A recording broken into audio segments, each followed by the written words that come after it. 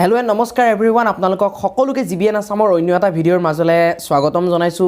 আৰু এই ভিডিঅ'টোত মূলত মই কেইটামান ভাল খবৰ আসাম টেটৰ ভাল খবৰ কথা নহয় এটো ইৰিগেশ্যন ডিপাৰ্টমেন্টৰ কেইটামান ভাল খবৰৰ কথা এই ভিডিঅ'টোত আমি আলোচনা কৰিম ইতিমধ্যে সেকশন এসিস্টেন্টৰ বাবে যিকেইটা পদ খালি হৈছিল সেকশন এসিস্টেন্টত আৰু তাৰ বাবে যি পৰীক্ষা সেই পৰীক্ষা 1 আৰু 2 ফেব্ৰুৱাৰী তাৰিখে ইতিমধ্যে অনুষ্ঠিত হৈ গল আৰু তাৰ কেছ চলি আছে বৰ্তমান হাইকোৰ্টত বৰ্তমান কেছ চলি আছে নেক্সট হিয়াৰিং ডেট দিছে 13 মাৰ্চ তাৰিখে আৰু 13 মাৰ্চলৈ আমি ৰখিব লাগিব 13 মাৰ্চত আমি তেতিয়াহে গম পাম যে কেতিয়া ৰিজাল্ট দিব কি দিব কিন্তু তাৰ আগতে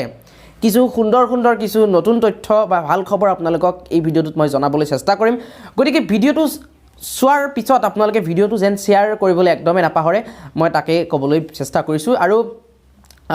ইতিমধ্যে আমি গম পাও যে হাইকোৰ্টত কেছ চলি আছে সেকশন এসিস্টেন্ট পদৰ বাবে আৰু কিয় কেছ চলি আছে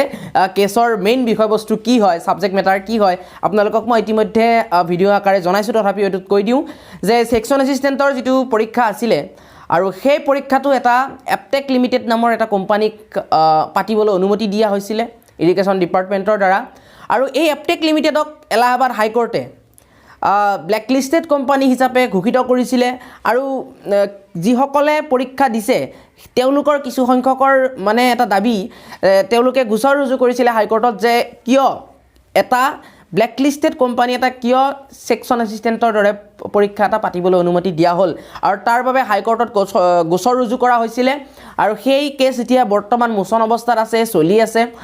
কেছ চলি আছে আৰু 13 মাৰ্চ তাৰিখে লাষ্ট হিয়াৰিং ডেট আছে এই সম্পৰ্কে মই ইতিমধ্যে আপোনালোকক কৈছোৱে কিন্তু আজি আকৌ কেইটামান সুন্দৰ খবৰ সেকশন এসিস্টেন্ট জুনিয়ৰ এসিস্টেন্টৰ যি এক্সাম হ'ব আৰু কেতিয়া হ'ব তাৰ বিষয়ে মই এই ভিডিঅ'টোত আলোচনা কৰিম আৰু সেকশন এসিস্টেন্টৰ ৰিজাল্ট কেতিয়াকে দিয়াৰ এটা সম্ভাৱনা আছে এই ভিডিঅ'টোত মই সেই কথাখিনি ক'বলৈ চেষ্টা কৰিম তো ভিডিঅ'টো আপোনালোকে একদম শেষলৈকে চাবলৈ নাপাহৰিব শেহতীয়া খবৰৰ পৰা জানিব পৰা গৈছে যে অসমত যেহেতু এতিয়া বৰ্তমান হাই স্কুল আৰু হাই মাদ্ৰাজা শিক্ষান্ত পৰীক্ষাৰ লগতে উচ্চতৰ মাধ্যমিক চূড়ান্ত পৰীক্ষা বৰ্তমান চলি আছে আৰু তাৰ বাবে জুনিয়ৰ এসিস্টেন্টৰ যি পৰীক্ষা সেই পৰীক্ষা পাতিব পৰা নাই কিন্তু শেহতীয়া খবৰৰ পৰা শেহতীয়া খবৰ বা শেহতীয়া তথ্যৰ পৰা জানিব পৰা গৈছে যে যেতিয়াই এই হাই স্কুল আৰু হাই মাদ্ৰাজা শিক্ষান্ত পৰীক্ষা শেষ হ'ব বা এইচএস এক্সাম শেষ হ'ব আৰু এইচএস এক্সাম শেষ হোৱাৰ পিছতে এইচএসএলসি আৰু এইচএস এক্সাম শেষ হোৱাৰ পিছতে জুনিয়ৰ এসিস্টেন্টৰ যিকেইটা পদ আৰু সেই পদকেইটাৰ বাবে পৰীক্ষা অনুষ্ঠিত কৰা হ'ব এই ভিডিঅ'টোত মই আৰু কেইটামান ভাল খবৰ আপোনালোকক জনাবলৈ চেষ্টা কৰিছো যে 15 মাৰ্চৰ আখে-পাখে বা 15 মাৰ্চৰ পিছত হ'ব পাৰে 15 মাৰ্চৰ আগত হ'ব পাৰে যি 250টা পদৰ পৰীক্ষা অনুষ্ঠিত হ'বলগীয়া আছে জলসিঞ্চন বিভাগৰ হেকিটা অনুষ্ঠিত কৰা হ'ব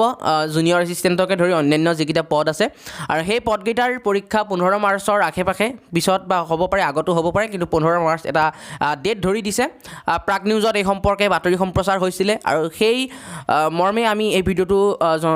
বনাবলৈ পাইছো গতিকে আপোনালোকক লেটেষ্ট আপডেটখিনি জনাব বিচাৰিছো যে যিকিটা পদৰ পৰীক্ষা আৰু হ'বলগীয়া আছে 250টা মান পদৰ পৰীক্ষা আৰু হ'বলগীয়া আছে জলসিঞ্চন বিভাগৰ ইয়াতে জুনিয়ৰ এসিস্টেন্টৰ পদবোৰো সোমাই আছে লগতে অন্যান্য যিখিনি পদ আছে সেইখিনিও সোমাই আছে আৰু সেই পদখিনিৰ পৰীক্ষা 15 মাৰ্চৰ আখে-পাখে অনুষ্ঠিত কৰা হ'ব আৰু এটা খুবেই সুখবৰ দিব বিচাৰিছো যে 15 মাৰ্চৰ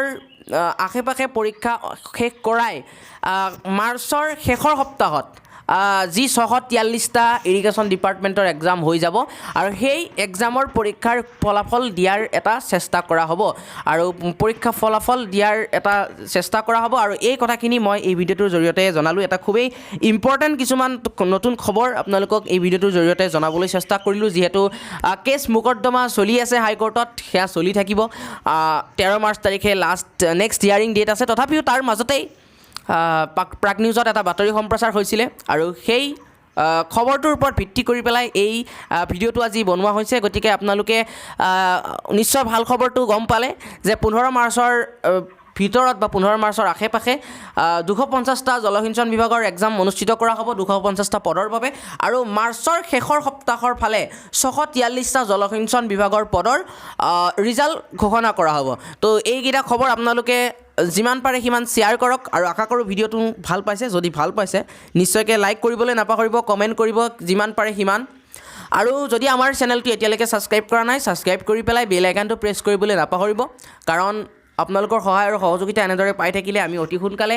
5000 ছাবস্ক্ৰাইবাৰ অতিক্ৰম কৰিবলৈ সক্ষম হ'ম গতিকে ছাবস্ক্ৰাইব কৰিব বেল আইকনটো প্ৰেছ কৰিব আজিলৈ মানে লগ পাম আকৌ এটা সুন্দৰ ভিডিঅ'ৰ সৈতে তেতিয়ালৈ ধন্যবাদ নমস্কাৰ